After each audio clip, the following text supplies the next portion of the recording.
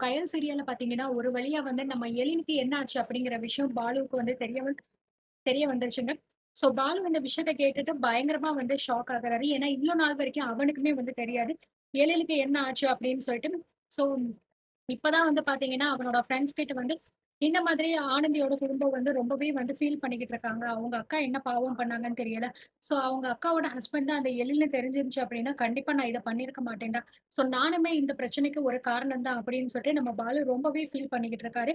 அது மட்டும் கிடையாது. இனிமே வேற எந்த வேலையும் கிடையாது. அந்த எழில எங்க இருக்காரு அப்படிங்கிறத தேடி கண்டுபிடிச்சு, அவங்க குடும்பத்துல கொண்டு போய் ஒப்படைக்கணும். அதுதான் என்னோட வேலை.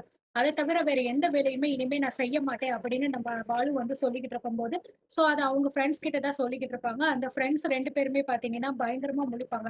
ஏன்னா, எலில வந்து அடிச்சு போட்டதே வந்து அவங்க தான். இந்த விஷயத்த இதுவரைக்கும் பாலு கிட்ட எதுவுமே சொல்லியிருக்க மாட்டாங்க. இப்ப தான் இந்த உண்மையே வந்து அவங்க சொல்லவே போறாங்க. இந்த மாதிரி வந்து சரி வாங்க நம்ம போய் தேடலாம் அப்படின்னு சொல்லிட்டு பாலு கூப்பிடும்போது, "இரு மச்சான் ஒரு நிமிஷம் உன்கிட்ட நாங்க ஒரு உண்மைய மறைச்சுட்டோம்" அப்படிங்கிற மாரி சொல்றாங்க. "என்னடா என்ன உண்மைய மறைச்சீங்க? எனக்கு ஒண்ணும் புரியலையே" அப்படின்னு சொல்லும்போது, "நீ சொல்றியே மச்சான் எலின்னு சொல்லிட்டு, அவர பத்தின உண்மைதான்" அப்படிங்கிற மாரி சொல்றாங்க. "அவர பத்தின உண்மையா? அது என்ன உண்மை? எனக்கு எப்படி தெரியாம இருந்துச்சு?" அப்படிங்கிற மாரி சொல்லும்போது, "நீ வந்து இந்த மாரி ஆனந்தியோட கல்யாணத்தப்போ நீ வந்து ஹாஸ்பிட்டல்ல அட்மிட் ஆகியிருந்தல்ல, அப்போ நீ எங்க கூட வரல. நாங்க தான் மச்சான் வந்து இந்த மாதிரி ஆனந்தி கல்யாணத்துக்கு அந்த மண்டபத்துக்கு போயிருந்தோம். போயிட்டு வர்ற வழியில அந்த எழில் வந்து தனியா உட்கார்ந்துகிட்டு இருந்தாரு. நீ வந்து இதுக்கு முன்னாடி போதையில சொன்ன இல்லையா? அவன சும்மா விடக்கூடாது. அவன கொல்லணும் அப்படின்னு சொல்லிட்டு. அது மட்டும் கிடையாது. நீ சொன்னி கோவத்துல சொல்லியிருக்க. நம்ம கண்டிப்பா அத செஞ்சு முடிக்கணும் அப்படின்னு சொல்லிட்டு, அந்த ஆளு தனியா தான் உட்கார்ந்திருக்காரு அப்படிங்கிறத பார்த்து நாங்க 3 பேரும் போயிட்டு அவன அடிச்சு தூக்கி போட்டுட்டோம் அப்படிங்கிற மாரி சொல்றாங்க. இத கேட்ட உடனே பாலு பார்த்தீங்கன்னா பயங்கரமான வந்து ஷாக் ஆகி அவன ஃப்ரெண்டே போட்டுட்டு பயங்கரமா அடிக்கிறாரு. ஏன்டா, ஏன்டா இப்படி ஒரு காரியத்த பண்ணிட்டீங்க? இப்படி ஒரு முட்டாள்தனமான விஷயத்த பண்ணிட்டீங்களேடா! நான் இப்ப என்னடா பண்ணுவேன்? அப்படின்னு வந்து ரொம்பவே கோவப்படுறாரு. இல்ல மச்சான், அன்னைக்கு வந்து நீ ஹாஸ்பிட்டல்ல இருந்த. அது மட்டும் கிடையாது. முன்னாடி நாள் போதையில வந்து அவன சும்மா விடக்கூடாது. அவன் வாழ்க்கையவே நான் அழிச்சிடணும். அவன கொல்லாம விடமாட்டேன் அப்படின்னு நீ சொல்லிக்கிட்டு இருந்தல்ல. அதுக்காக தான் மச்சான் நாங்களுமே அப்படி பண்ணிட்டோம் அப்படின்னு சொல்லும்போது, டேய் நான் கோவத்துல அதுவும் போதையில நான் சொல்லியிருக்கேன்டா. அந்த விஷயத்த போயிட்டு நீங்க சீரியஸா எடுத்துட்டு, அதுவும் ஒரு ஆள அடிச்சு இப்படியெல்லாம் போட்டிருக்கீங்களேடா! நான் என்னடா சொல்றது? அந்த குடும்பத்துல உள்ளவங்க ஏற்கனவே எவ்ளோ தூரம் மன உளைச்சல்ல, கஷ்டத்துல இருக்காங்கன்னு தெரியுமாடா உங்களுக்கு? இப்போ இப்படி ஒரு விஷயம் நடந்திருக்குன்னு அவங்களுக்கு தெரிஞ்சுச்சுன்னா, அவங்க என்னடா பண்ணுவாங்க? அப்படிங்கிற மாரி சொல்றாங்க. "இல்ல மச்சான், இதெல்லாம் உனக்காக தான் மச்சான் பண்ணது" அப்படின்னு சொல்லும்போது, "என்னடா நீங்க போங்கடா. நீங்க இப்படியெல்லாம் பண்ணுவீங்கன்னு சொல்லிட்டு நான் கொஞ்சம் கூட எதிர்பார்க்கலடா" அப்படிங்கிற மாரி சொல்றாங்க. அது மட்டும் கிடையாது. அப்படி எவ்வளவுதான் கோவம் இருந்தாலும், "எதுக்கு நீங்க அவன போட்டு அடிக்கணும்?" அப்படின்னு சொல்லும்போது, "இல்ல மச்சான் நாங்களுமே அன்னைக்கு வந்து இந்த மாதிரி போதையில தான் இருந்தோம். அதனால என்ன பண்றோம் அப்படின்னு எங்களுக்கு தெரியல. ஒருவேளை நாங்க நிதானத்துல இருந்திருந்தா கூட இந்த அளவுக்கு பண்ணியிருப்போமான்னு எங்களுக்கு தெரியாது. போதையில தான் மச்சான் இப்படி பண்ணிட்டோம்." அப்படிங்கிற மாரி சொல்றாங்க. பாலுவுக்கு என்ன பண்றதுன்னே வந்து தெரியல. "இப்படி பண்ணிட்டீங்களேடா! நான் என்னடா சொல்றது? அந்த குடும்பத்துக்கு எப்புட்றா பதில் சொல்றது? இப்படி ஒரு விஷயம் நடந்துச்சுன்னு சொல்லி ஆனந்தி கிட்ட சொன்னா கூட அவளே என்ன வெறுத்துருவாளேடா! நான் அதுக்கப்புறம் என்னடா பண்ணுவேன்?" அப்படின்னு வந்து பாலு ரொம்பவே புலம்புறாரு. "இதுக்கு மேல இங்க நம்ம நிக்கவே கூடாது. உடனே என் கூட கிளம்பி வாங்க" அப்படின்னு சொல்லிட்டு கூப்பிடுறாரு. "எங்க மச்சான்?" அப்படின்னு சொல்லும்போது, "நான் சொல்றத மட்டும் செய்யுங்க. என் கூட கிளம்பி வாங்க. அவ்வளவுதான் நான் சொல்ல முடியும்." அப்படிங்கிற மாரி சொல்லிடுறாங்க. 3 பேருமே கிளம்பி பார்த்தீங்கன்னா, கயல் வீட்டுக்கு போறாங்க. இந்த பக்கம் பார்த்தீங்க அப்படின்னா, பாலுவோட ஃப்ரெண்ட் ஒருத்தன வந்து கரெக்ட்டா அவனோட வீட்லருந்து வெளியில வரும்போதே அன்பு வந்து புடிச்சிருவாரு. அவன தள்ளி விட்டுட்டு அந்த பையன் வந்து ஓடிக்கிட்டே இருப்பான். பின்னாடியே போயிட்டு அன்பு வந்து தொரத்தி ஒரு வழியா அவன புடிச்சுட்டு பயங்கரமா அடி அடின்னு அடிப்பாரு. "எவ்ளோ தைரியம் இருந்தா நீ ஒரு போலீஸ் கிட்ட இருந்தே தப்பிச்சு போவ? என் மாமாவ என்னடா பண்ணீங்க? என் மாமாவ அடிச்சு என்னடா பண்ணீங்க?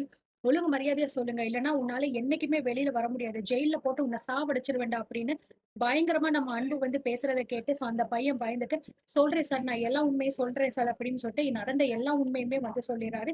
இத கேட்ட அன்பு வந்து, "இதுக்கப்புறமும் நீங்க எல்லாம் வந்து ஜெயில்ல தான்டா இருக்கணும். எவ்ளோ தைரியம் இருந்தா என் மாமாவ நீங்க இப்படி அடிச்சு போட்டுருப்பீங்க. உங்களெல்லாம் நான் சும்மாவே விட மாட்டேன்டா. வாடா" அப்படின்னு சொல்லிட்டு இழுத்துட்டு வந்து போறாங்க. அது மட்டும் கிடையாது. பாலு கூட இருந்த பிரச்சனையினால தான் சார் நாங்க இப்படி பண்ணிட்டோம் அப்படின்னு சொன்னதுனால, அந்த கோவம் அப்படியே பாலு மேலயும் வந்து திரும்பிருது. இந்த பக்கம் கயல் வீட்டுக்கு வெளியில வந்து பாலு நிக்கும்போது, அவனோட ஃப்ரெண்ட்ஸ் வந்து, "டேய் மச்சான் எதுக்குடா இங்க வர்ற? தயவு செஞ்சு வாடா போயிரலாம். இந்த விஷயத்த அப்படியே விட்டுறலாம்டா. அவங்க தேடி கண்டுபிடிச்சுக்கட்டும்" அப்படின்னு சொல்லும்போது, "ஏன்டா இப்படி மனசாட்சியே இல்லாம பேசிக்கிட்டு இருக்க? இதுவும் என் குடும்பம் தானடா. என் அக்கா இங்க வாழ்ந்துகிட்டு இருக்காங்கடா.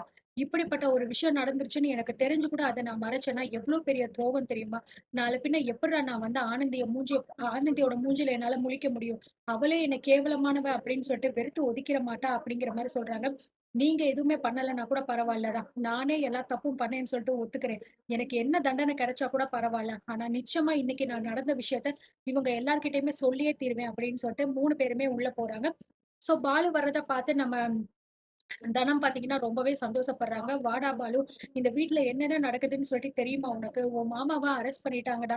இத தெரிஞ்சு தான் நீ வந்தியா?" அப்படின்னு கேட்கறாங்க. இத கேட்ட பாலுவுக்கு மறுபடியும் ஷாக் ஆகுது. "என்னது மாமாவ அரெஸ்ட் பண்ணிட்டாங்களா?" அப்படின்னு சொல்லிட்டு. "ஆமாடா. எழிலோட அம்மா அந்த சிவசங்கரி இருக்கால்ல, அவங்க தான் வந்து நாங்க எழில என்னமோ பண்ணிட்டோம் அப்படின்னு சொல்லிட்டு எங்க மேல கம்ப்ளைண்ட் குடுத்து இந்த மாரி மாமாவ அரெஸ்ட் பண்ண வச்சுட்டாடா. பத்தாததுக்கு இப்போ கயல வேற வந்து காணோம்டா. கயல் எங்க போனா? என்ன ஆனா? அப்படின்னு ஒண்ணுமே தெரியல. இந்த மாரி இந்த குடும்பம் இவ்ளோ தூரம் கஷ்டத்துல இருக்குடா அப்படிங்கிற மாரி சொல்லி அவங்க ஒரு பக்கம் அழுகுறாங்க. ஸோ பாலாவுக்கு ரொம்பவே ஃபீலிங் ஆகுது. இதுக்கெல்லாம் காரணம் நம்ம தான். இந்த நம்ம எங்க ஆரம்பிச்சோமோ அந்த அந்த ஒரு விஷயம் வந்து இவ்ளோ தூரம் வந்து நிக்கும்னு நம்ம எதிர்பார்க்கல அப்படிங்கிற மாரி நெனச்சு ரொம்பவே ஃபீல் பண்ணிக்கிட்டு இருக்காரு. சோ அது மட்டும் கிடையாது. என்ன மன்னிச்சிருங்கக்கா. இந்த விஷயம் எல்லாத்துக்குமே காரணம் நான் தானே அப்படின்னு சொல்லும்போது, "நீ என்னடா பாலு பண்ணுவ? எழில் உனக்கு யாருன்னு தெரியாம தானே நீ அவன வந்து அடிச்ச. இல்லன்னா கண்டிப்பா நீ இந்த மாரி பண்ணியிருக்க மாட்டேன்னு எனக்கு தெரியும்." அப்படின்னு சொல்லும்போது, "அது மட்டும் இல்லக்கா. இன்னொரு விஷயமும் நடந்துருச்சு. அதுக்கு காரணமும் நான் தான்." அப்படிங்கிற மாரி சொல்றாங்க. "இன்னொரு விஷயம் நடந்துருச்சா? என்ன சொல்ற பாலு? எனக்கு ஒண்ணும் புரியல." அப்படின்னு சொல்லும்போது, இந்த மாதிரி எழில் வந்து யாருன்னே தெரியாம இருக்கும்போது, என்னோட ஃப்ரெண்ட்ஸ் எல்லாம் அவர போட்டு அடிச்சு போட்டாங்க அப்படிங்கிற மாரி சொல்றாங்க. சோ இத கேட்டு வீட்ல இருக்கிறவங்கலாம் பயங்கரமா வந்து ஷாக் ஆகுறாங்க. "என்ன சொல்ற?" அப்படிங்கிற மாரி சொல்லிட்டு, "ஆமாக்கா, இது வந்து தெரியாம நடந்த விஷயம் தான். இந்த மாரி நான் வந்து ஆனந்தி கல்யாணத்தப்போ நான் ஹாஸ்பிட்டல்ல இருந்தேன். சோ எழில வந்து என் ஃப்ரெண்ட்ஸ் எல்லாருமே தனியா பார்த்திருப்பாங்க போல இருக்கு. ஏற்கனவே எனக்கும் எழிலுக்கும் பிரச்சனை இருக்கிறதுனால, அவன சும்மா விடக்கூடாது அப்படின்னு சொல்லிட்டு இவங்க போதையில அடிச்சு போட்டாங்க." அப்படிங்கிற மாரி சொல்றாங்க. சோ இத கேட்டவுனே வந்து தனம் பார்த்தீங்கன்னா, பாலுவ போட்டு பயங்கரமா அடிக்க ஆரம்பிச்சுடுறாங்க. "என்ன காரியம்டா பண்ணி வச்சிருக்க நீ? எப்படிடா இதெல்லாம் பண்றதுக்கு உனக்கு மனசு வந்துச்சு?" அப்படிங்கிற மாரி சொல்றாங்க. "அக்கா என்ன மன்னிச்சிருக்கா. இது எதுவுமே தெரிஞ்சு பண்ணது கிடையாது. தெரியாம பண்ணதுக்கா." அப்படின்னு சொல்லும்போது, சோ தேவி சொல்றாங்க, "தெரியாம பண்ணதா? தெரியாம அப்படின்னாலுமே எதுக்கு ஒருத்தர போட்டு நீங்க இப்படி அடிக்கணும்? உங்களுக்கெல்லாம் மனசாட்சின்னு ஒண்ணு இருந்துச்சு அப்படின்னா, இப்படிலாம் நீங்க பண்ணியிருப்பீங்களா? நீங்க பண்ண உங்களோட அந்த ஒரு விஷயத்தினால இந்த குடும்பத்துல என்ன நடந்திருக்குன்னு தெரியுமா உங்களுக்கு? சோசியல் மீடியாவ நீங்க பார்க்குறீங்களா இல்லையா?" அப்படின்னு சொல்லிட்டு கேட்கறாங்க. சோ பாலுவோட ஃப்ரெண்ட் வந்து, "சிஸ்டர் தயவு செஞ்சு நாங்க சொல்றத கேளுங்க. எங்கள மன்னிச்சிடுங்க. உங்களோட கோவம் எல்லாமே நியாயம் தான். ஆனா அந்த நேரத்துல எங்களுக்கு வந்து வேற எதுவுமே வந்து தோணல. அதனால நாங்க இப்படி பண்ணிட்டோம்." அப்படிங்கிற மாரி சொல்றாங்க. சோ காமாட்சி பார்த்தீங்கன்னா பயங்கரமா கோவப்படுறாங்க. "போதும் நிறுத்துங்கப்பா. நீங்க பண்ணதெல்லாம் வந்து நியாயம் அப்படிங்கிற மாரி சொல்ல வந்துட்டீங்களா?" அப்படின்னு கேட்கும்போது, "ஐயோ! அத்த அப்படிலாம் நான் சொல்லவே இல்ல. நாங்க பண்ணது நியாயம்னு நான் எப்பயுமே சொல்ல மாட்டேன். ஆனா இவ்ளோ பெரிய பிரச்சனை ஆகும்னு சொல்லிட்டு நாங்க யாருமே எதிர்பார்க்கல அத்த." அப்படிங்கிற மாரி சொல்றாங்க. அதே மாரி எழில் எங்க இருந்தாலுமே அவர தேடி கண்டுபிடிச்சு கூட்டிட்டு வரேன். அவர் எங்க இருந்தாலும் பரவால்ல. அவர கூட்டிட்டு வந்து உங்ககிட்ட ஒப்படைக்க வேண்டியது என்னோட பொறுப்பு அப்படிங்கிற மாரி பாலு சொல்றாங்க. ஆனா வீட்ல இருக்கிற யாருமே அத வந்து நம்பவே மாட்டேங்கிறாங்க. "நீயாச்சும் என்னைய நம்புக்கா, ப்ளீஸ்க்கா" அப்படிங்கிற மாரி வந்து சொல்றாங்க. ஆனாலுமே யாருமே வந்து நம்பாம, "எப்படி உன்ன நம்புறது?" அப்படிங்கிற மாரி சொல்லிக்கிட்டு இருக்காங்க. ஸோ அடுத்தடுத்து என்ன நடக்க போகுது? அண்ட் எலில வந்து எப்படி கண்டுபிடிப்பாங்க? அண்ட் பாலுவ பார்த்தீங்கன்னா, அன்பு வேற புடிச்சு இழுத்துட்டு போயிருக்காரு. இந்த விஷயம் மூர்த்திக்கு இன்னும் தெரியாது. மூர்த்திக்கு தெரிஞ்சா அது என்ன நடக்கும்? அப்படிங்கிறத ஒன் பை ஒன்னா பார்க்கலாம். ஸோ கயலுக்கு பார்த்தீங்கன்னா, எப்படி யாரு காப்பாத்த போறா? சக்திய கூட ஒருத்தர் இருக்கார்ல புதுசா. ஸோ அவர் காப்பாத்த போறாரா? இல்ல சக்தி தான் காப்பாத்த போறாளா? என்ன ஏது அப்படிங்கிறத நம்ம பொறுத்திருந்து பார்க்கலாம்.